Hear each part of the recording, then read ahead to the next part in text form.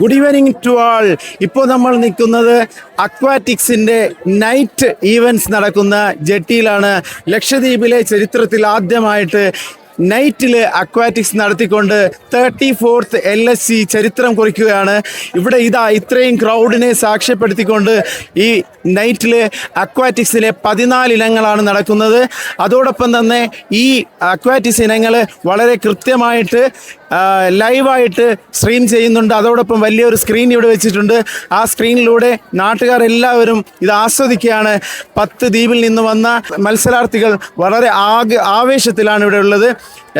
ഒഫീഷ്യൽസും എല്ലാവരും ഒരു പ്രത്യേക മൂഡിലാണ്. സാധാരണ ഇത് നടക്കുന്നത് ഡേ ടൈമിലായിരുന്നു, വെയിൽ കൊണ്ട് ബുദ്ധിമുട്ടിയിട്ടായിരുന്നു. പക്ഷേ ഇത് രാത്രിയാകുമ്പോൾ അതിൻ്റെ സുഖം വേറെ തന്നെയാണ്.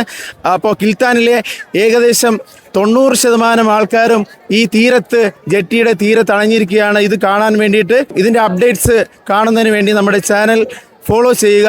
Thank you to all.